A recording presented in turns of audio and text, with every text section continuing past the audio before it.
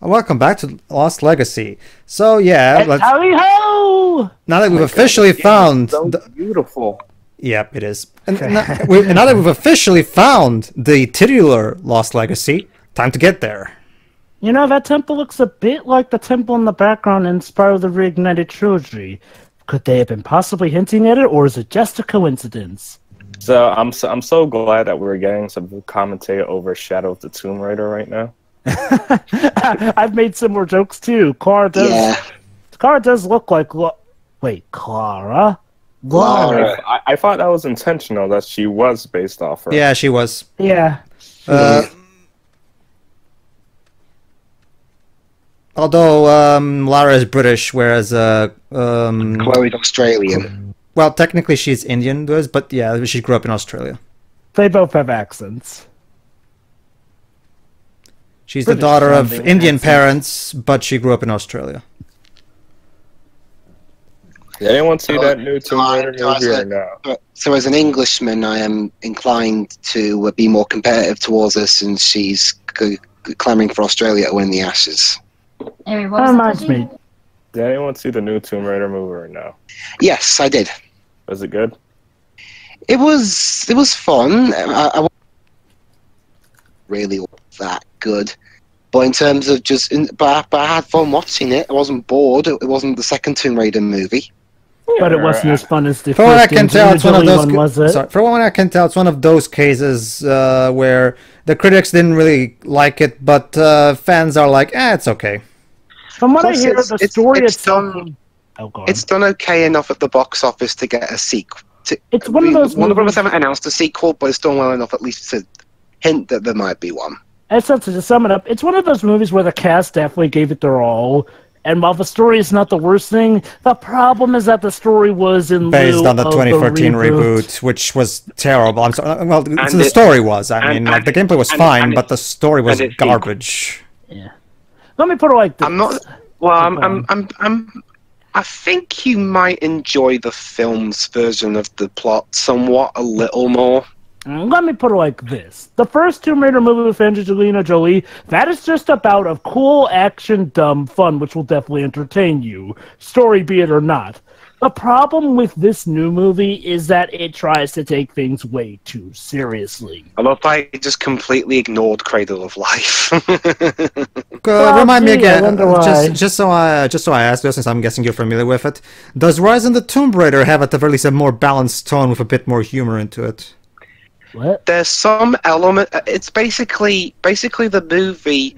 It combines elements of the first and the second game, but from what I can understand, it's got most of its plot is kind of different from the game. The only thing that's similar are that they're marooned on an island, but there's not really much of the survival there. It combines the whole stranded on an islandness of the first of the reboot series with the whole tomb exploration of the stuff that came before. That's very nice, Twibs, but that doesn't even come close to answer my question. I asked you about Rise of the Tomb Raider, not the new movie. True. Yeah. I just said there are elements. Oh, well, Dwibs, we're talking about the game. The game. I just said there are elements from the game brought into the movie. But we're asking about the game itself, not the movie. They're hinting that the sequel's going to be about more of that. Basically, dude, we're asking about the sequel of the game to the game, Rise of the sequel to the movie. Let me put it like this. Let me put this as simple as I can. The 2013 Tomb Raider game, not the movie, the game took itself way too seriously, right? Okay. The sequel to it, Rise of the Tomb Raider, how was it compared to that? That's what I'm asking. To be honest, I'm not really sure. I can answer that question for you. Go ahead. It was your typical, well, hey, they're technically listening to the audience because they did tone off on some of the tryhardness. The problem was that, in turn, they kind of just made it more boring, and even then, they still continued some of the main issues of it. It's not necessarily an Act 2 case where they made some things better and some things worse. Oh, wait, actually, no, it is. They did make some things worse. Basically, okay, so things aren't always too serious, but then there's these out-of-place moments where the tone just changes. Come here.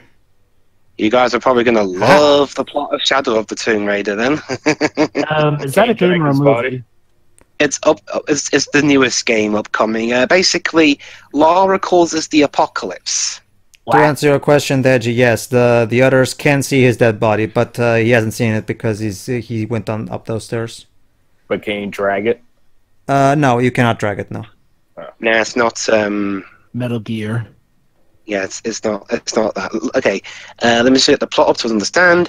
Lara's on an expedition, looking for a Mayan relic, just to make sure this the bad guys Trinity don't get it.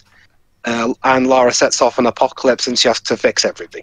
Okay, that's the Tomb Raider very well jump the shark. It's a shame too because considering how well I can speak for the what. Sorry.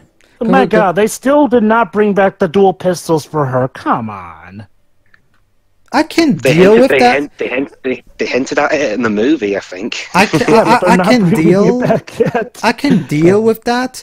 However, here's the big thing for me. Like, when it comes to the 2013 Tomb Raider game, don't get me wrong, it has its own different things. Like, it has more exploration and, it still has the tombs and all that stuff. It's got an RPG element to it. Yeah, RPG elements to it. However, the core action gameplay of it is clearly inspired by Uncharted.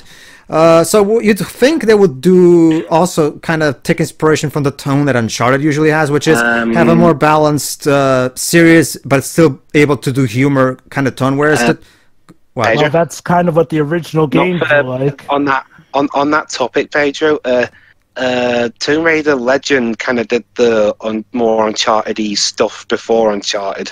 Yeah. No, I'm not saying Uncharted did it first. I'm just saying, like, if you. Well, the ironic thing is that Tomb Raider did it first. So when you think about it, Tomb Raider is not going back to it just because basically the mood of Uncharted, having serious but also funny stuff. That's how Tomb Raider actually started off. Sure. Which is again. I guess they didn't want to be seen as copycats. No, that's the thing. I don't see that like that. I mean, you can have a balanced tone. Without being a copycat, that's not at all the problem. The 2013 reboot still does enough different things to avoid that kind of thing. That's not my problem. My problem, elements and stuff. Yeah. But my problem is that I still fail to realize why they felt the need to have the 2013 game at least, because I don't know about the sequels. About the sequel, Pedro. Pedro, question. Do you like Debbie Downer stories where the protagonist has to find out, hey, did you kill my father or mother and shall I get vengeance? Well, I've seen that kind of story done well, so if it's done well, I don't mind. Here's the thing, though. Rise of the Tomb Raider sort of ends on a cliffhanger where Lara confronts her supposed killer of her father. Only the supposed killer gets shot and killed before they can answer her. Okay, so so they pulled off Spider-Man 3 on us. So let me. Okay, so basically, Joe Britt went like this. Did you kill my father? Basically, the killer did. So the guys there were so rude. And literally, one of the DLCs is called Blood Ties and Laura's Nightmare, and another is called Cold Darkness Awakened. So, yeah. Sounds like some edgy fanfiction. Although it might interest you guys to know that the writer of those two games isn't working on Shadow. Have I mentioned that Cold Darkness Awakened was actually a zombie plot? Oh, wait, well, I forgot. Was Rise also written by the same writer as the 2013 one? Okay. Yeah. Basically, how was the plot of Rise? Was it any better? Well, Jova said they toned down some stuff. I'm describing it to you right now. That's the game that has DLC. By the way, one of the DLCs was literally a zombie plot. I'm not even kidding. And ordinary. I mean, didn't she fight a T-Rex once? She fought a T-Rex. Yeah, that could work. I mean, here's the problem. It was done as typical as you could, complete with the virus, the whole, our friends have to stick together thing. Now, granted, I won't fault it for not being original, because, zombies are like a white noise here. You're going to see them every now and then. My problem was, again, in the execution. Context is better probably when we get to eventually doing those games. But again, I think the problem is, like, in trying to address a lot of the fan critiques about the story, they kind of overcompensated. Like, you know, it's like, yeah, they're afraid of being too dark. Now, granted, they didn't make it too funny or anything, but it's just they made it neutral in tone. And don't worry, there's still plenty of the cringeworthy dark moments, especially ones where Lara just has a gruesome death. Remember, Jova, there we got 9 games to get through before we get there. See, here's the thing. The game's got positive reception, but none of that positive reception is really about the story. It's mainly about the graphics and gameplay. And those are good. However, the problem and the reason some fans don't gravitate towards the reboot is because Lara Croft was, she debuted around the time when games were starting to focus more on story than gameplay. You know, sort of like when we had stuff like Metal Gear Solid. I'd argue even the first game didn't really have that deep a plot. Wait, didn't it come out the same year as Super Mario 64? 1996, yeah. Yeah. Huh, yeah, how about that? Like, it was even just... Mario had more plot in Mario. Glibs, correct me if I'm wrong. Isn't Lara's, her old character pre-reboot, wasn't she supposed to be kind of like a witty heroine who, you know, throws in a lot of basically, quips? She was meant to be like a combo of Indiana Jones and James Bond, although later on even core design themselves kind of forgot that. But yeah, that's the thing. It's like, well, basically, she started off as your typical snarking explorer who had witty comebacks here and there. For the most part, you know, they kept because it 90s. And she was like that. She was like that throughout. She was like that throughout most of the core design era. Then Angel of Darkness came around, and she turned into a bitter bitch who's completely snarky and mean to everybody. So what you're saying is she became an Angel of Darkness? Yeah, pretty much.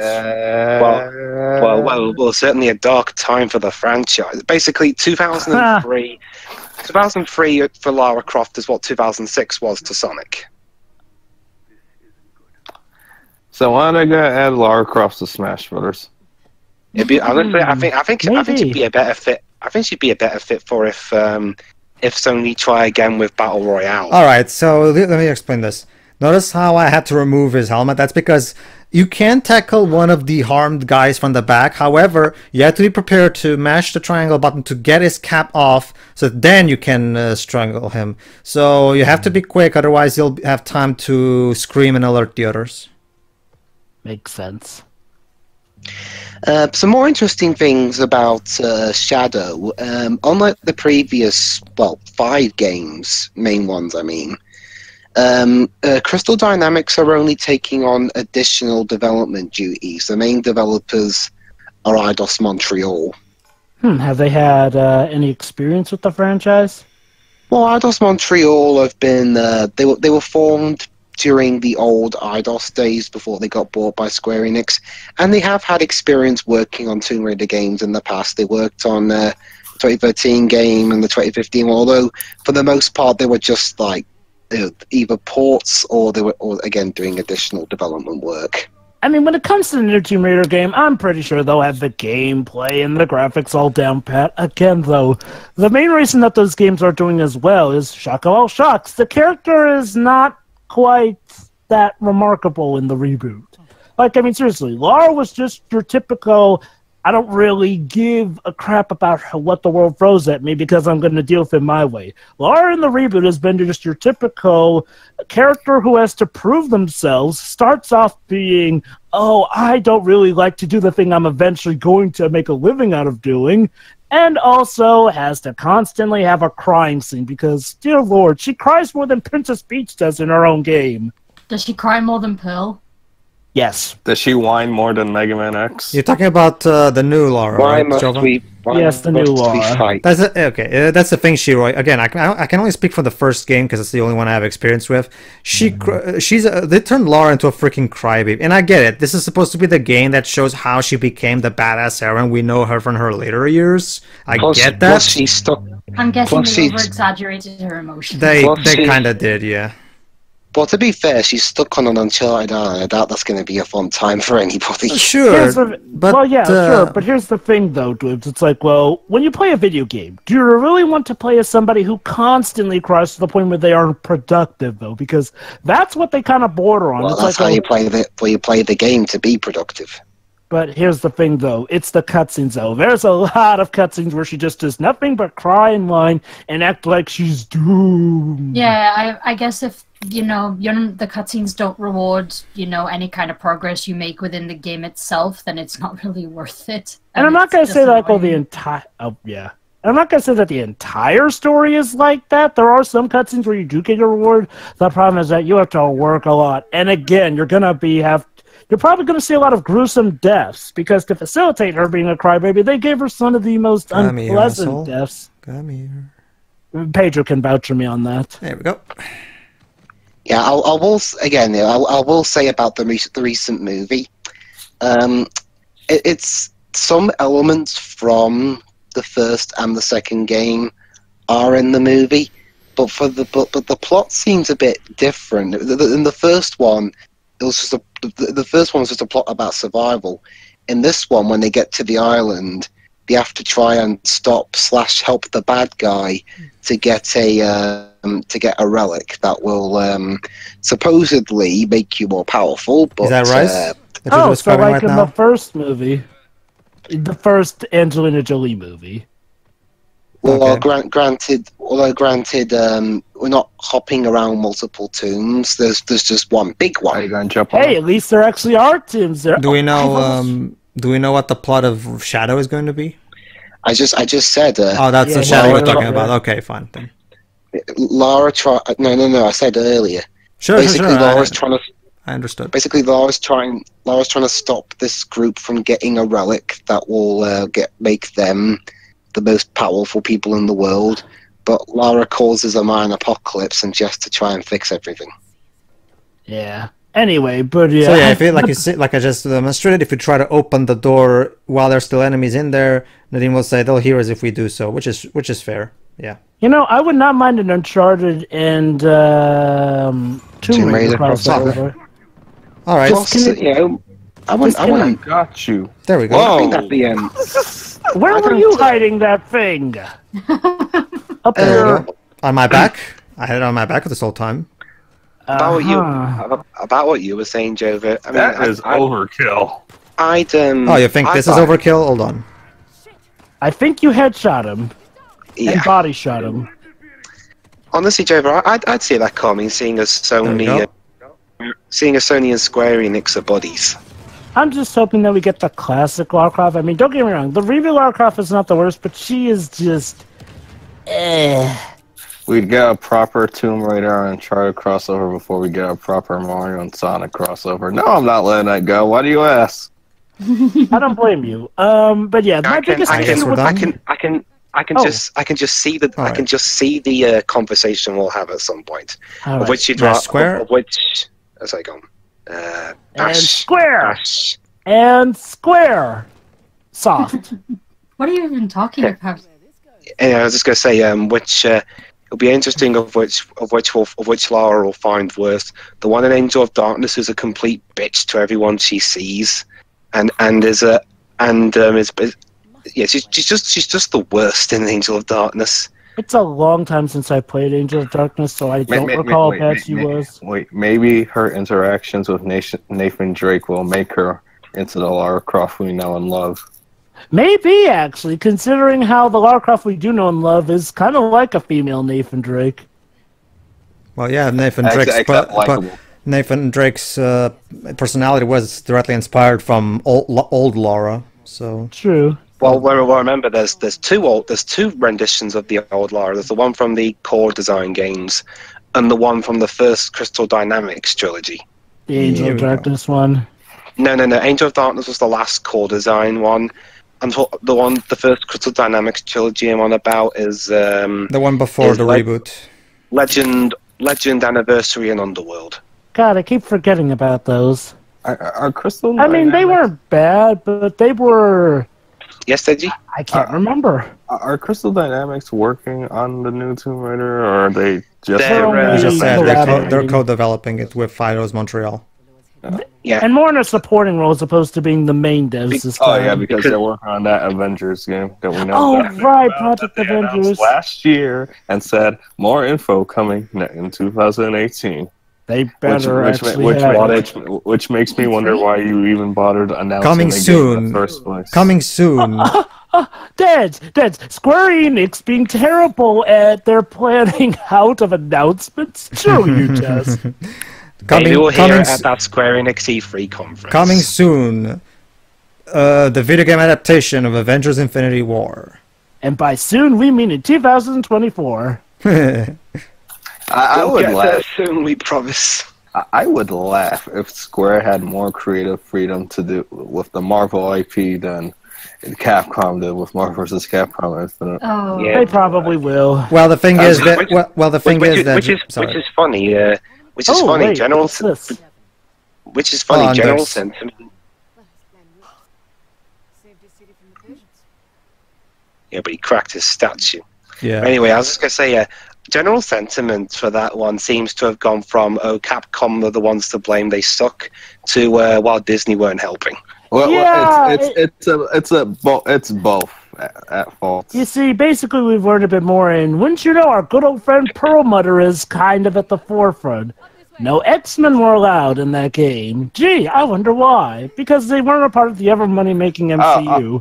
It's because no one really cares about. No one remembers the X-Men. All we just care about is functions. Oh yeah, Yeah, that's I mean, it's not. Yeah, I mean, it's not like Logan was one of the most successful films of 2017 or anything. and it's not like Storm was ever popular. Nope.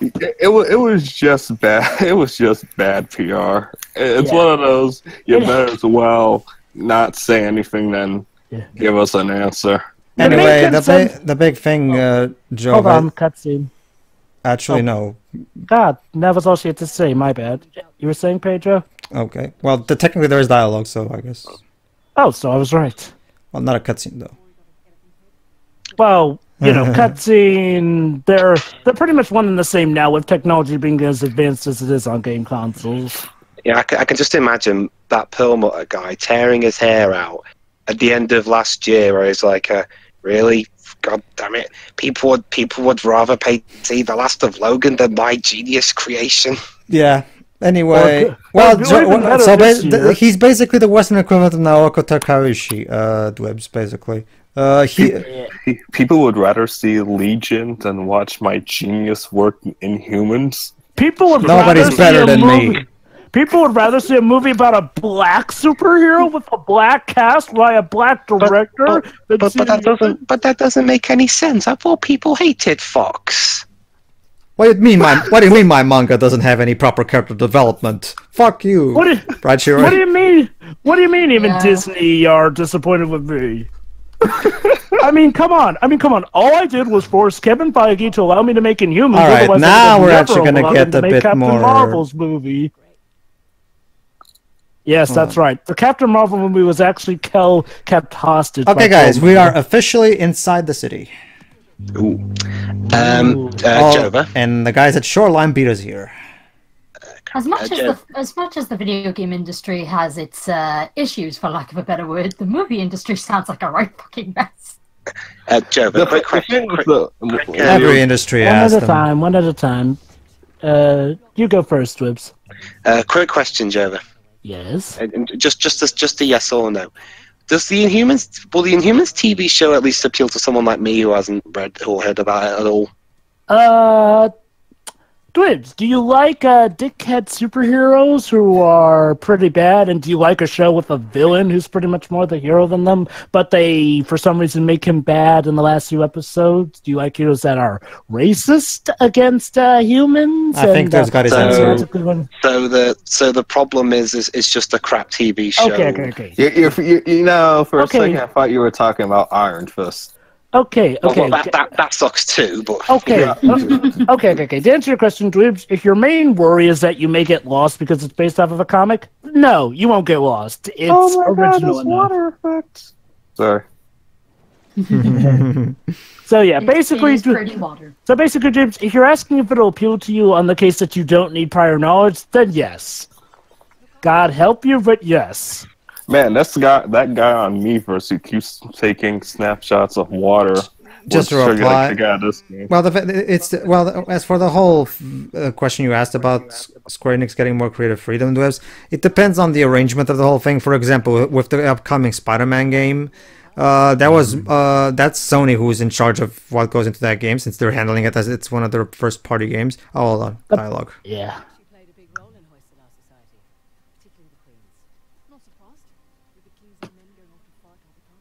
They were also involved in the fine arts, poetry, music, that sort of thing. Valur was their city, in a way. Huh. So I wonder how the civilization fell.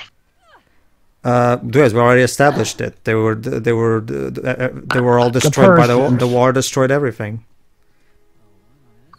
It doesn't look all that destroyed. Hello. I was saying, it doesn't look all that destroyed. Well, no, but the people were destroyed, not the city. And if you look over there, you'll see the remains of you'll see this person's head, and then that same person's arm is on your. Well, look at drum. To answer your question, Shiro, about the video game industry and the movie industry, the thing is, the video game industry is still relatively new, whereas like the film industry has been around for like over a century. Here's the problem with Disney and the video game industry. They got rid of their own Disney Interactive Studios. And Disney kind of called the shots when it comes to stuff like Marvel vs. Capcom Infinite. Problem is, Promoter was still in charge of a lot of media entertainment, under which video games fell victim to. And basically, here's how it goes. It is so easy to tell Marvel vs. Capcom Infinite was made to advertise the MCU. Like, they changed the Marvel characters to look more like the MCU. They took away the classic iconic theme tunes that have been the same but remixed, changed into different ones, for better or for worse. And basically, it's the art style, too. Like, that is Marvel vs. Capcom Infinite's major problem.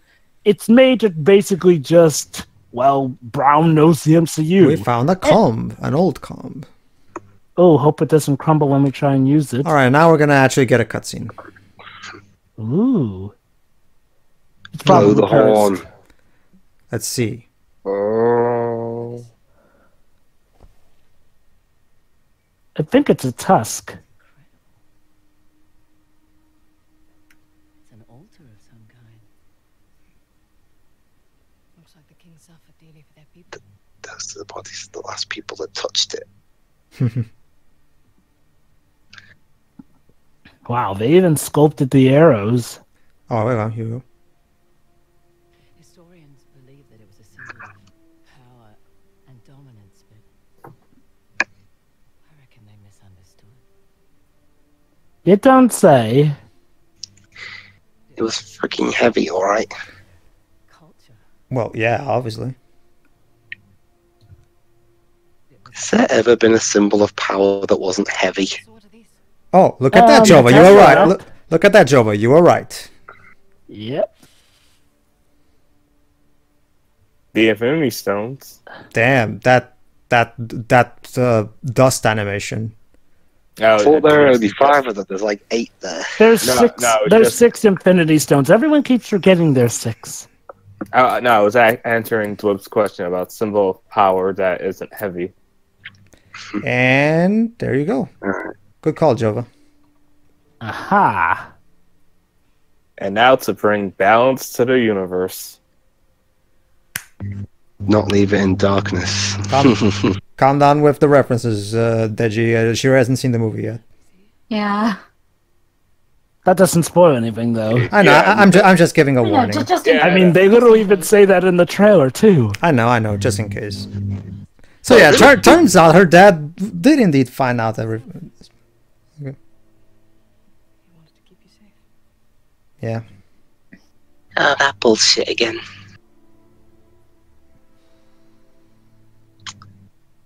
Well, mission accomplished. We killed all those people for nothing? Bullshit. I can't. surprised the critics didn't jump on them for that. So now it's personal. So I want to make out. Sure. But Yes, please. As a little tribute to her father, she literally cannot afford Azad to get the tusk. Mm-hmm. Fair point. Don't forget Ganesh. What did you trigger? Well, it opened the door, so I'll take it. Alright, everybody, in the next part, we finally come across our good old friend from the previous game. So, tune in for that. is it Sully? You then. No, it's Sam. Sully's not in the game. No, Sully's not in this one. Anyway, see He'll be you. back for Uncharted 5, I'm sure. See you, everybody. See you then.